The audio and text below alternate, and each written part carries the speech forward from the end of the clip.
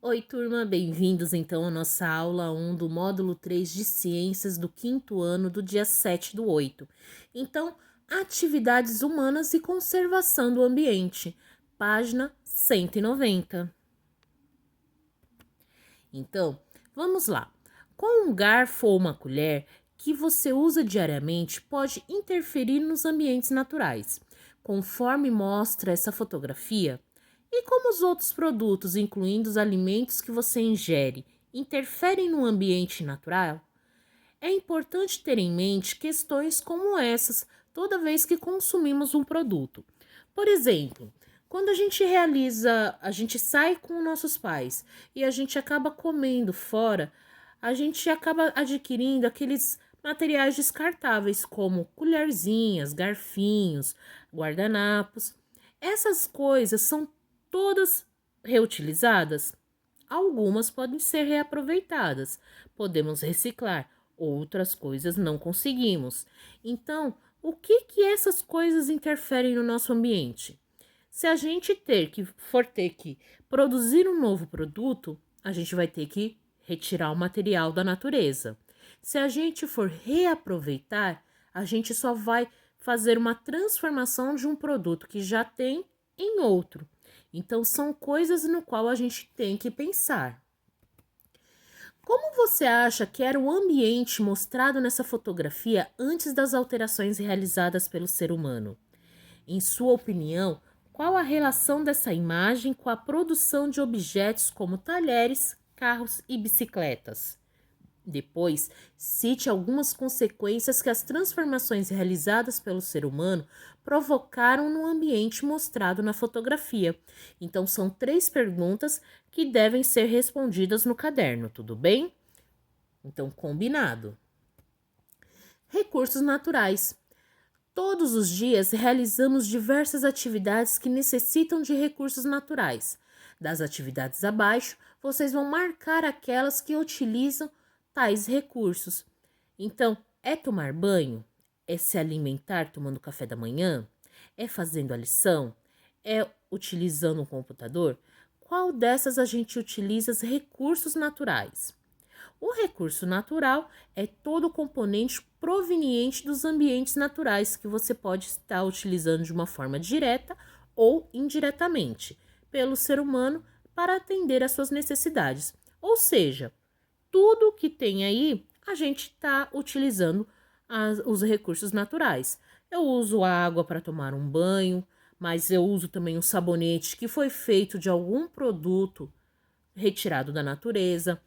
Eu tomo meu café, mas para fazer o meu café eu tive que comer pão, que foi feito de algum produto natural. Eu tomo leite, que é retirado da vaca, a manteiga, que é feita da vaca, os talheres que foram produzidos a partir de algum recurso mineral.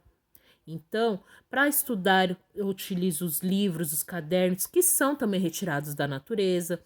O computador, ele foi feito do quê? Quais são os componentes que tem nele? Então, tudo é retirado da natureza, até a energia elétrica, ok?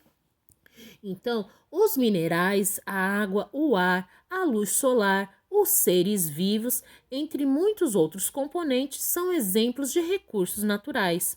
O ser humano utiliza esses recursos para produzir alimentos, roupas, objetos artesanais e industriais. Então, gerar energia elétrica, entre outras atividades. Os recursos naturais podem ser renováveis ou não renováveis. Veremos informações sobre eles a seguir. Então, vamos lá. Recursos naturais renováveis. Os recursos naturais renováveis são aqueles que não se esgotam no ambiente, pois se renovam a um ritmo constante e superior ao de seu consumo. Essa renovação pode ser natural ou ocorrer pela ação do ser humano. Peguem então o marca-texto e grifem essa parte daqui, ó, tá bom? Para que vocês possam decorar ele. Como exemplos desse tipo de recurso, podemos citar a água, a luz solar, o ar, o solo e os vegetais. Atualmente, o ser humano tem ampliado a utilização dos recursos naturais renováveis, como o vento, a luz solar e até mesmo as ondas do mar para gerar energia elétrica. Então, o que temos aqui é uma usina que gera energia elétrica a partir das ondas do mar em São Gonçalo do Amarante, lá no Ceará. E também vamos estudar agora recursos naturais não renováveis. Então, os recursos naturais não renováveis são aqueles que podem ser esgotar no ambiente, pois sua renovação geralmente envolve milhões de anos, além de serem consumidos a um ritmo superior ao de sua renovação. Além disso, os recursos naturais não renováveis não podem ser repostos no ambiente pelo ser humano. Então, grifem essa parte aqui também, tá bom? Para que vocês possam estudar ele depois. Então, os combustíveis fósseis, como o petróleo e o gás natural, são exemplos de recursos naturais não renováveis, porque a gente utiliza eles e não tem como refazer, porque o petróleo nada mais é do que uma ação do tempo que desgastou, ele criou na época dos dinossauros, com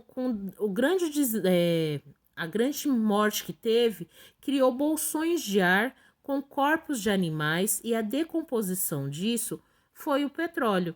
Então, pensem assim, é um buraco onde você joga árvore, plantas, animais e depois cobriu com terra.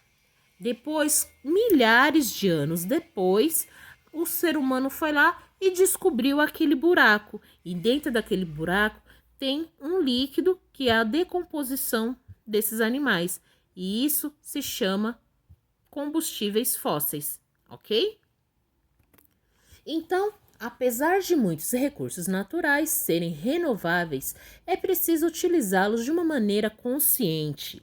A água, por exemplo, é um recurso natural renovável que cobre a maior parte da superfície da Terra. No entanto, apenas uma pequena porção dessa água está disponível para o ser humano. Mas então, o que podemos fazer para garantir que todos tenham acesso à água no futuro? Ora, nós devemos cuidar da água de nosso planeta, evitando o desperdício e sua poluição. Patrícia se preocupa em utilizar a água de uma maneira consciente. Veja abaixo como ela e sua família evitam um desperdício. Então prestem atenção. Todos os dias, antes de ir para a escola, eu tomo um banho e, para economizar a água, mantenho o registro do chuveiro fechado enquanto me ensaboo. Após cada refeição, eu escovo os meus dentes e mantenho a torneira fechada e uso um copo com água para enxaguar a boca. Aqui em casa sempre acumulamos várias peças de roupa para usar a máquina em sua capacidade máxima, pois assim podemos ligar a máquina. Mamãe? Assim, filha, já encaixei o cano que leva a água da lavagem da roupa para o tambor. Assim, armazenamos a água e utilizamos para lavar as calçadas mais tarde. As calhas de nossa casa direcionam a água da chuva para grandes recipientes de plástico, onde a água é armazenada e que ficam sempre bem fechadas. Assim, podemos usar a água da chuva para lavar o carro, a calçada e regar as plantas. Aqui em casa sempre usamos baldes para lavar os carros e a calçada, pois a mangueira desperdiça água. Cuidar das plantas é minha responsabilidade e para irrigar as plantas eu utilizo um regador. Dessa forma, evito o desperdício de água. Então, gente, observando aqui a imagem número 2, essa daqui no meio, é uma coisa muito utilizada também no sertão.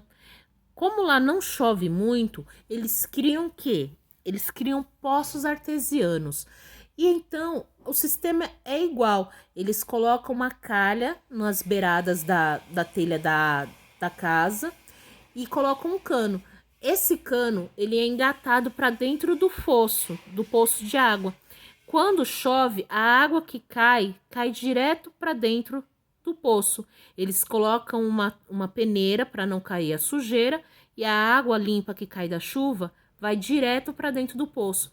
Então, quando ocorre período de muita seca, eles ainda possuem água para beber.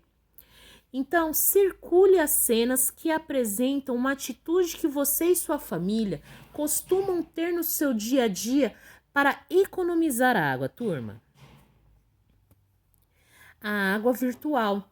Quando você pensa na quantidade de água que consome em seu dia a dia, ela inclui a água utilizada para a produção de alimento e de outros produtos que você usa? Sim ou não, turma? Muitos vão falar que não, porque ninguém lembra que a gente utiliza água para realizar a nossa refeição. Então, a quantidade de água utilizada em todo o processo de produção dos alimentos e de outros produtos é chamada de água virtual. Durante a produção da carne bovina, por exemplo, temos a água que os animais ingerem, a água para a irrigação do pasto ou para a produção da ração que eles comem, e a água utilizada tanto na limpeza do animal quanto na limpeza da carne após o abate. Veja a seguir alguns exemplos de água virtual. Então, olha, 1 quilo de carne bovina, olha quanta água ele consome.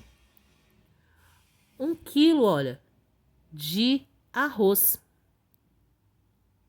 Uma camiseta de algodão. Um celular. E 1 quilo de maçã. Então, tudo se consome água, desde que seja para a produção da matéria-prima, quanto para a utilização e o consumo. Então, imagine que uma família comprou 6 quilos de carne bovina e 2 quilos de arroz para consumir durante um mês. Quantos litros de água foram gastos para a produção desses alimentos, desconsiderando a água gasta para o cozimento deles? Então, pensem comigo. Eu quero saber, olha, a quantidade de água para produzir a carne e a quantidade de água para produzir o arroz. Vocês podem fazer uma continha e colocar ela aqui embaixo como resposta, tá bom? Circule no diagrama abaixo o nome de 7 recursos naturais. Esses estão fáceis, né, turma? Isso vocês sabem de cor e salteado. Então, monte um quadro no caderno como o apresentado a seguir e classifique esses recursos naturais em renováveis e não renováveis. Vocês vão colocar lá no caderninho de vocês. Vão fazer dois quadrinhos, ó. Um com o nome recursos naturais renováveis e outros recursos naturais não renováveis. Vão colocar assim, um do ladinho do outro. E colocar uma linha no meio. Depois, vocês vão colocar o que é natural renovável e o que não é renovável. E vão separar as informações da seu caça-palavras. Então, as imagens a seguir apresentam situações que envolvem desperdício de água. Ligue cada ação à situação de desperdício correspondente. Consertar vazamento, fechar torneira e utilizar a vassoura. Agora, leia o texto abaixo e faça as atividades propostas. Você já ouviu falar em pré-sal? Não? Então vamos lá. As reservas de petróleo e de gás natural se formaram há milhões de anos e continuam se formando. O pré-sal é o nome dado às reservas que se encontram sob uma camada de sal, localizada entre 5 e 7 mil metros abaixo da superfície do mar. Então, olha, essa partinha aqui ó, do pré-sal, vocês podem grifar, tá bom? No Brasil, grande parte do petróleo produzido é retirado das reservas do pré-sal, que estão distribuídas no litoral entre os estados de Santa Catarina e Espírito Santo. Então, veja na tabela abaixo a produção de petróleo e do pré-sal. Então, produção diária de barris de petróleo no pré-sal. A quantidade que foram produzidos em cada ano e os anos informados. Aqui, olha, o nível do mar, a camada do pré-sal, o sal, o pós-sal, o sal e o pré-sal, que é aqui embaixo onde que a gente vai achar todo o petróleo e os minerais que a gente precisa, tá bom? Então, aí vem a nossa atividade. Recorte de jornais e revistas, imagens de produtos feitos a partir do petróleo. Colhe essas imagens em uma folha de papel sulfite e apresente aos colegas da sala. Nesse caso, turma, eu vou pedir que vocês colhem no caderno de ciências de vocês, tá bom? Coloca a data de hoje e coloquem as informações e as figuras que vocês vão achar. Observando os dados da tabela, vocês vão ter que calcular quantos barris de petróleo foram produzidos em 15 dias do ano de 2016. Então, 2016, 1 milhão. Se são 15 dias, quantos a gente vai conseguir aqui? É só fazer uma continha. A produção diária de barris de petróleo aumentou de 2010 para 2014. De quanto foi esse aumento? Então, vocês vão pegar aqui, 2010 e 2014. Vamos fazer uma continha de menos e essa divisão e esse resultado vai ser a sua resposta, tá bom? Então, turma, finalizamos a nossa aula de hoje. Não se esqueçam de tirar fotos do aluno segurando a atividade para facilitar a nossa identificação, ok? Então, um grande beijo e até a nossa próxima aula.